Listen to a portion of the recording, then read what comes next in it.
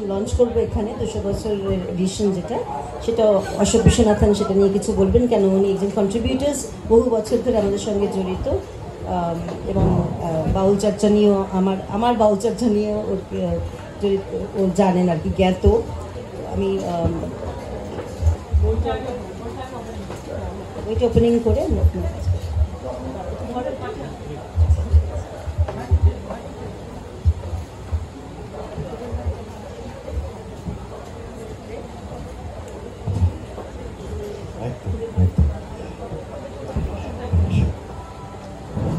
প্রকাশিত হচ্ছে পাপিয়া ঘোষাল লেখা বাউল তান্ত্রিক। একটা বড় করে হাততালি হয়ে যাক না, আর একটু বড় করে হলে সার্থক হবে এই রিলিজ।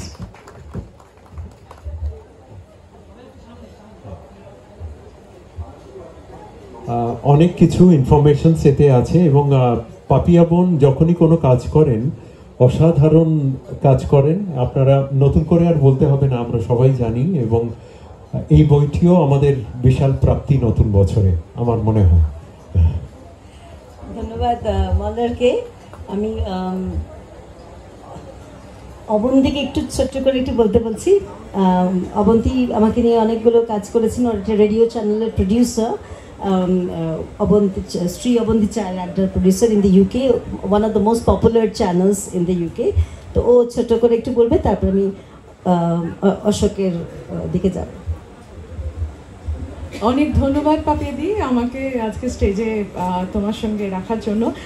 আর এই বইটা একটা অসাধারণ সম্পদ আমাদের জন্য, আমার যেটা মনে হয়, কারণ পাপিয়াদি একজন দীক্ষিত বাউল এবং অনেক দিন ধরে উনি কাজ করেছেন। তো এই বইটা পড়লে আমার মনে হয় যারা আপনারা এই বিষয় নিয়ে জানতে চান তারা অনেক উপকৃত হবেন।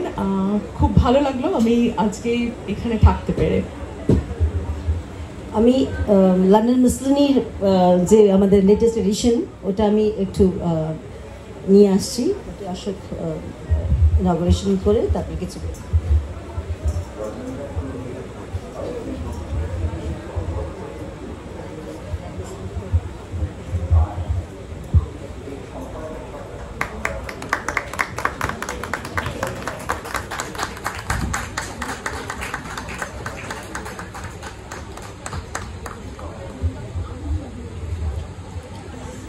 নমস্কার। পাপিয়া একজন গুণী শিল্পী এবং প্রকৃত রূপে আমরা পুরুষতান্ত্রিক সমাজে যেটা রেনেসন্স ম্যান বলি, সে কিন্তু রেনেসন্স ওম্যান, যদি সেরকম কোনো শব্দ থেকে থাকা উচিত। কারণ ইদানিংকালে আমরা দেখছি চলচ্চিত্রের ক্ষেত্রে নারীরাই কিন্তু অগ্রণী ভূমিকা নিয়েছে। আপনারা সবাই জানেন যে পায়েল কাপাডিয়ার ছবি all we imagine is light কানে গ্রঁ প্রি পেয়েছিল। সেই সঙ্গে নানান ক্ষেত্রে আমরা দেখছি যে নারীরা অগ্রণী ভূমিকা নিচ্ছেন। পাপিয়া আঁকেন, তিনি একজন চিত্রশিল্পী, তিনি লেখেন, তিনি একজন কবি, তিনি নন ফিকশনও লিখছেন, যেমন এই বইটি বাউল তান্ত্রিক। বাউলদের নানা দিক আছে এবং তার মধ্যে যে দিকটি অনেকের কাছে অস্বচ্ছ, অস্পষ্ট, সেটা হচ্ছে দেহতত্ত্বের দিক।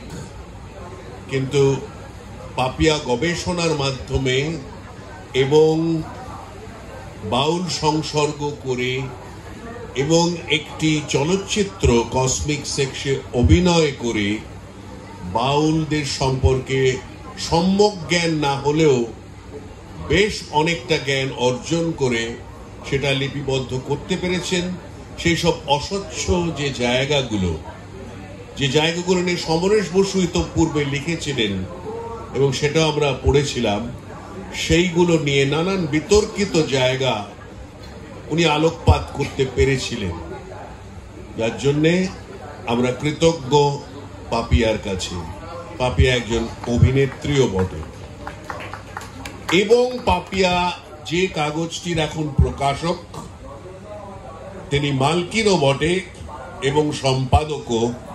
তার নাম হচ্ছে দ্য লন্ডন মিসেলেনি।